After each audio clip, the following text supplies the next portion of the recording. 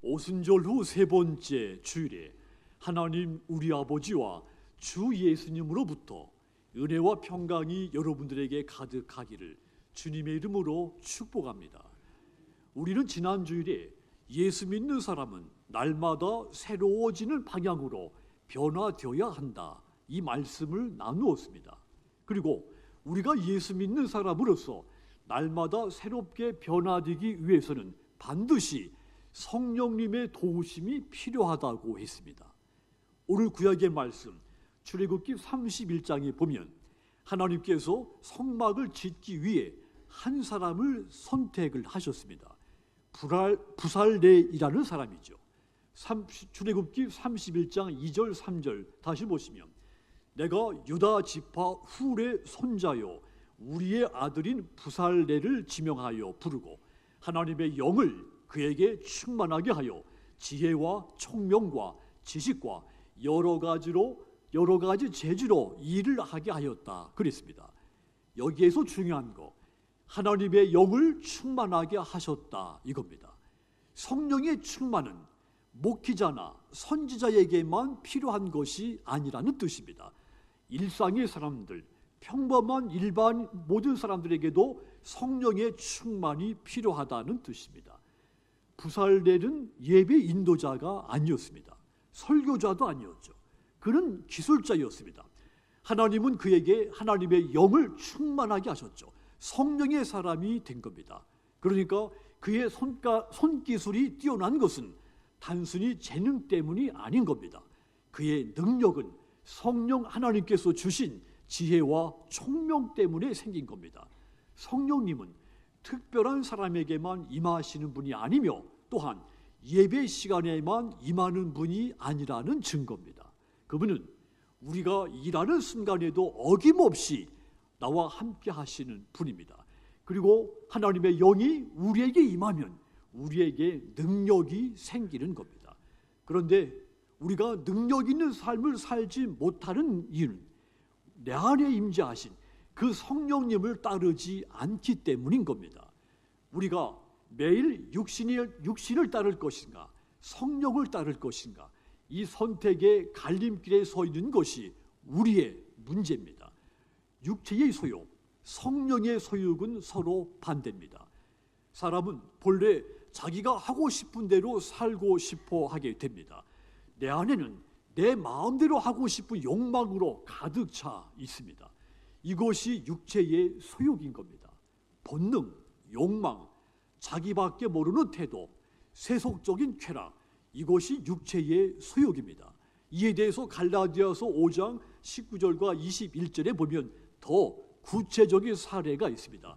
음행, 더러운 것, 호색, 우상 숭배, 마술, 원수 맺는 것, 분쟁, 시기, 분냄, 당짓는 것, 분열, 이단, 투기, 술 취함, 방탕, 이런 요소들이 육체의 소욕이라는 말입니다. 사실 이것은 우리 주변에서 흔히 볼 수 있는 것들이죠. 내 안에도 있고 우리 집 안에도 있고 직장 안에도 있습니다. 심지어는 교회 안에도 있는 요소들입니다. 저와 여러분 속에 이런 갈등이 끊임없이 있습니다. 마음으로는 하나님을 따르고 싶은데 자꾸 내 입에 불평이 쏟아져 나옵니다. 행동이, 나의 행실이 세상과 비슷해지려고 하는 성향이 끊임없이 밀려 들어옵니다. 이것이 모두 육체의 소욕인 겁니다. 하지만 여러분, 성령을 따르면 성령의 열매를 맺게 됩니다. 성령의 열매들은 하나님의 성품이 내 삶에 맺히는 결과인 겁니다. 그래서 바울이 갈라디아서 5장 16절에서 강력하게 강구를 했습니다. 갈라디아서 5장 16절 같이 읽습니다. 내가 이르노니 너희는 성령을 따라 행하라. 그리하면 육체의 욕심을 이루지 아니하리라. 아멘. 성령을 따라 행하라 강조했습니다. 성령을 믿는 것으로 그치지 말고 성령을 따라 적극적으로 행동하라는 말입니다. 왜냐하면 우리 안에는 두 가지 힘이 끊임없이 싸우고 있기 때문입니다. 이 둘은 절대 화합되지 않습니다. 하나는 용서하자 말하는데 다른 하나는 절대 못 찾는다 이렇게 말합니다.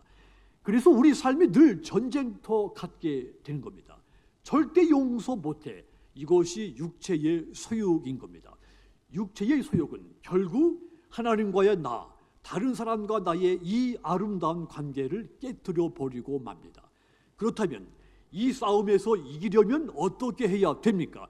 성령을 따라야 되는 겁니다. 성령을 따라 살면 내 인생이 아름다운 열매로 가득 차게 되는 겁니다. 오늘 우리는 그 열매가 무엇이며 어떻게 맺을 수 있는지, 이 열매가 내 삶 속에 어떻게 적용되어야 하는지 깨달아야 됩니다. 성령의 사람, 성령을 따라 살면서 성령의 열매를 맺어야 한다는 이야기입니다. 그렇다면 성령의 열매를 어떻게 맺으며 살아야 되겠습니까? 성령의 사람은 사랑의 열매, 성령의 첫 번째 열매인 사랑의 열매를 아름답게 맺어야 됩니다. 사랑은 성령의 열매의 뿌리입니다. 사랑이 성령의 열매의 핵심 가치라는 뜻입니다. 이 사랑은 단순한 감정이, 단순한 정서가 아닙니다. 상대가 받을 자격이 없어도 주는 사랑입니다. 조건이 없는 사랑입니다. 성령께서 우리 안에 계시면 절대 사랑하기 싫은 사람, 사랑할 수 없는 사람을 사랑하게 됩니다. 성도 여러분, 진정한 사랑은 감정이 아니라 의지적인 헌신, 그러니까 자발적인 헌신이 있어야 진정한 사랑이 됩니다. 우리가 누군가를 사랑할 때 조건을 따지지 않는다면 그것은 나의 의지적인 헌신이 바탕에 깔려 있다는 뜻입니다. 조건이 있다면 이것은 내가 의지적으로 그를 사랑하려고 하는 뜻이 없는 겁니다. 이 사랑이 성령의 열매로서 사랑인 겁니다. 예수님이 십자가에서 보여주신 사랑, 바로 이 사랑입니다. 로마서 5장 8절에 보시면 우리가 아직 죄인 되었을 때에 그리스도께서 우리를 위하여 죽으심으로 하나님께서 우리에 대한 자기의 사랑을 확증하셨느니라 했습니다. 죽음으로써 자기의 사랑을 나타내셨다 했습니다. 예수님은 우리가 선한 일을 했을 때, 교회 열심히 다닐 때, 하나님을 사랑할 때 우리를 사랑해 주신 것이 아닌 겁니다. 우리가 이미 죄인이었을 때, 하나님을 무시하고 위면하고 하나님의 뜻을 거역하고 있을 때 이미 우리를 위해서 십자가에서 죽어주신 것입니다. 이 사랑은 조건이 없습니다. 내가 착하다고 해서 나를 사랑해 주신 것이 아닙니다. 내가 교회 일에 충성했다고 해서 나를 사랑해 주신 것이 아닙니다. 그저 우리를 사랑하시기 때문에 사랑한 겁니다. 하나님은 사랑이시기 때문에 우리를 사랑하신 겁니다.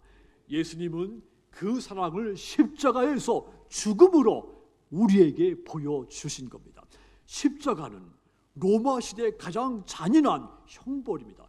온몸이 찢기고 물과 피를 모두 쏟아내야 하는 형벌입니다. 예수님은 그 십자가를 자원해서 지셨습니다. 억지로가 아니라 자발적으로 기꺼이 우리를 위해서 그 십자가에서 대신 죽으신 겁니다.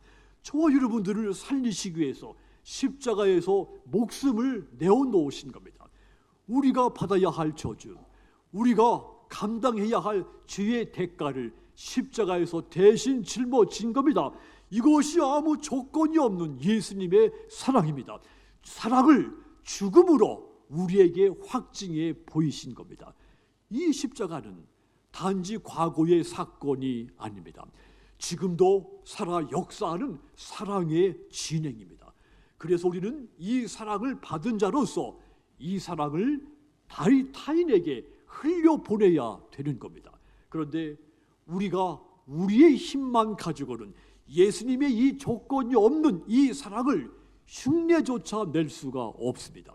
하지만 성령이 내 안에 계시고 그 성령이 나를 지배하면, 내가 그 지배에 굴복하면 사랑할 수 없는 사람을 사랑할 수 있게 되는 겁니다. 그러므로 여러분, 지금 내가 가장 사랑하기 싫은 사람, 도저히 사랑할 수 없는 사람, 그가 누구인가를 생각하시고 그를 사랑할 수 있기 위해서 내 안에 내주하시는 성령님의 도우심을 간구하시기를 바랍니다. 그리하여 성령의 사람으로 성령의 도움을 받아서 성령의 열매, 사랑의 열매를 그와 함께 아름답게 맺게 되시기를 주님의 이름으로 축복합니다. 또한 성령의 사람은 희락의 열매, 기쁨의 열매를 맺어야 한다 했습니다. 희락은 내 삶의 환경을 초월해서 내 안에 찾아온 만족이 희락입니다. 희락은 좋은 일이 있어서 웃는 것이 아닙니다. 좋은 일이 없지만 내가 예수 안에 있고 내 안에 성령이 지배하고 내가 그 집에 굴복해서 웃게 되는 것이 희락입니다. 하지만 현실은 어떠합니까? 세상은 우리에게 기쁨보다 근심을 더 많이 가져다 줍니다. 뉴스만 봐도 내 마음이 무겁습니다. 가정 문제, 건강 문제, 자녀, 직장 문제 이르기까지 기뻐할 일보다 걱정할 일이 훨씬 더 많은 것이 내가 살고 있는 현실 세계입니다. 그래서 우리는 세상의 기쁨, 성령의 기쁨을 분별해야 됩니다. 세상은 언제 기뻐하게 됩니까? 돈을 벌었을 때, 시험에 합격했을 때, 몸이 건강할 때, 내가 꿈꾸는 일이 뜻대로 잘 됐을 때 기뻐하게 됩니다. 그런데 이 기쁨 언제든지 사라지는 기쁨입니다. 상황이, 조건이, 환경이 조금만이라도 바뀌면 물거품처럼 사라질 기쁨입니다. 하지만 성령이 주시는 기쁨, 희락은 다릅니다. 요한복음 15장 11절 보시면 내가 이것을 너희에게 이름은 내 기쁨이 너희 안에 있어. 따라합시다. 너희 기쁨을 충만하게 하려 함이라. 내가 준 기쁨이 너희 안에 영원히 사라지지 않고 가득 넘치게 된다 했습니다. 주님이 주시는 기쁨, 내가 만들어 온 자발적으로 생긴 그런 기쁨이 아닙니다. 위로부터 하나님으로부터 오는 기쁨입니다. 그리고 이 기쁨은 충만한 기쁨, 절대 마르지 않는 영원한 샘물과 같은 기쁨입니다. 바울이 감옥에 갇혀서도 빌립보서 4장 4절에서 이렇게 부탁했죠. 주 안에서 항상 기뻐해라. 내가 다시 말하노니 기뻐하라. 바울이 복음을 전하다가 붙잡혀서 매를 맞고 쇠사슬에 꽁꽁 묶이고 앞날이 불확실한 상황에 빠졌지만 그런데 항상 기뻐하라고 부탁한 겁니다. 바울에게 이런 기쁨이 가능한 이유 한 가지입니다. 이 기쁨이 성령으로부터 왔기 때문인 겁니다. 성령의 열매이기 때문에 그 불확실한 현실, 그 불편한, 그 힘든 가운데 기뻐했고 기뻐하라고 강권한 겁니다. 그런데 우리는 왜 이 기쁨을 누리지 못하는 것일까요? 성령의 소리보다 세상의 소리에 더 귀를 기울이고 있기 때문입니다. 성령의 열매는 언제든지 우리가 성령님과 친밀할 때 맺게 됩니다. 예배할 때, 찬양을 부를 때, 기도할 때, 내가 말씀을 주의 깊게 들을 때 그 순간 성령께서 내 마음 안에 조용히 그리고 뚜렷하게 분명히 기쁨과 희락을 주시는 겁니다. 그러므로 여러분, 분주하지만 너무도 이런 일 저런 일로 바쁘게 살지만 예배와 찬양과 말씀에 집중하는 시간 가지시기를 부탁을 드립니다. 기도로 성령님과 쉬지 않고 교제하시기를 주님의 이름으로 권고를 드립니다. 그리하여 삶이 바쁘고 어렵고 고단하더라도 성령의 열매, 희락이 넘치는 여러분들의 행복한 인생이 되기를 주님의 이름으로 축복합니다. 또한 성령의 사람은 화평의 열매, 평안의 열매를 맺어야 한다 했습니다. 성령께서 내 안에 계실 때 내 안에 평안이 찾아옵니다. 예수님이 주시는 평안, 흔들리지 않는 샬롬이라고 했죠. 요한복음 14장 27절에 보시면 평안을 너희에게 끼치노니 곧 나의 평안을 너희에게 주노라. 내가 너희에게 주는 것은 세상이 주는 것과 같지 아니하니라. 너희는 마음에 근심하지도 말고 두려워하지도 말라. 내가 너희에게 주는 평안, 세상이 주는 것과 차원이 같지 않다 했습니다. 그런데 이 시대에 살아가는 우리 현실은 어떻습니까? 이 시대는 사람들 마음속에 평안보다 두려움, 불안, 분노가 더 가득한 시대입니다. 불의, 파괴, 혐오가 많기 때문이죠. 또한 모든 것이 불확실하기 때문이기도 합니다. 그래서 어떤 분은 자기 자신과도 싸우며 살죠. 나는 왜 이 모양이냐? 나는 왜 늘 실패하는 것일까? 자신을 끊임없이 공격을 합니다. 하지만 여러분, 성령께서 내 안에 계시고 그분이 나를 주관하시면 넌 내 자녀다, 괜찮다, 내가 널 사랑한다, 이 음성이 들리기 시작합니다. 그때 우리 마음에 평안이 찾아오는 겁니다.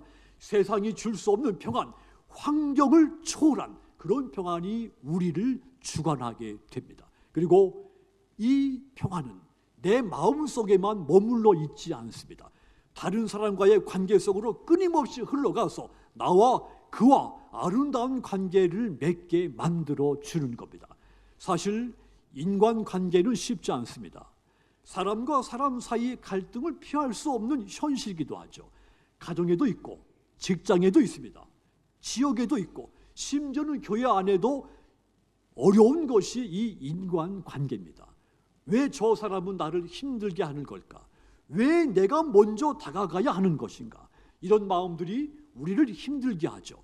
결국은 관계를 멀어지게 만듭니다. 그렇다면 이런 우리가 다른 사람과 화평케 되려면 어찌해야 됩니까? 성령이 나를 도와주셔야 됩니다. 성령이 도우시면 모든 갈등 관계에 있는 사람, 그에게 내가 먼저 평안의 말, 화평의 말을 할 수 있기 때문입니다. 내 속에는 저는 못하겠습니다. 도저히 안 될 것 같습니다. 어떻게 해야 할지 모르겠습니다. 이런 마음이 들겠지만 성령이 나를 주관하면, 나를 지배하면 할 수 없는 것을 할 수 있게 되는 겁니다.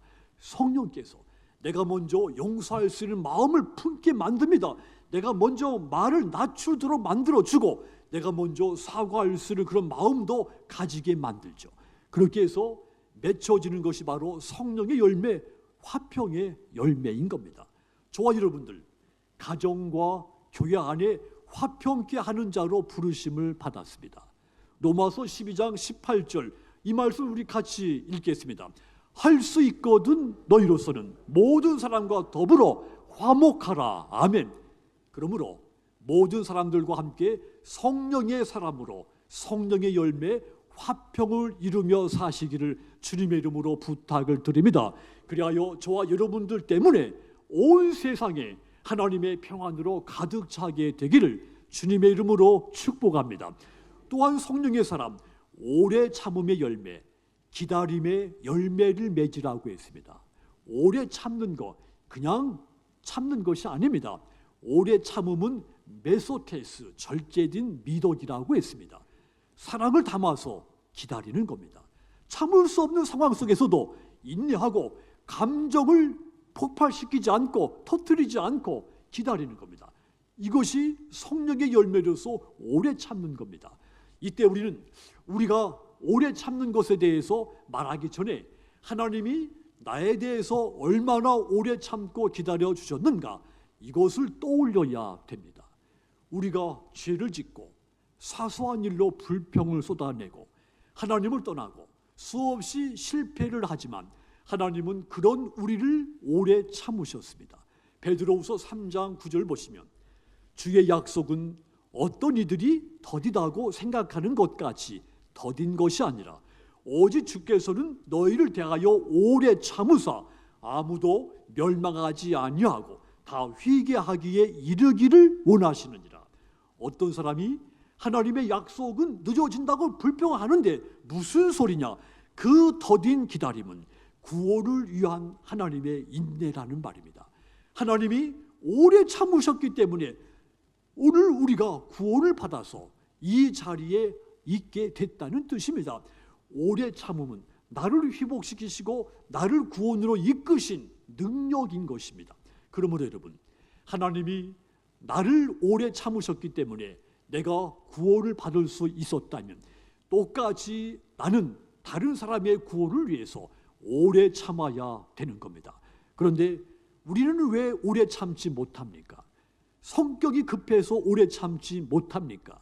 상황이 너무도 억울해서 화가 나서 오래 참을 수가 없습니까? 아니면 상대방이 너무도 나쁜 사람이어서 오래 참지 못합니까? 다 맞는 말일 수도 있습니다. 하지만 여러분, 근본적인 원인은 성령의 통제를 내가 받지 않기 때문인 겁니다.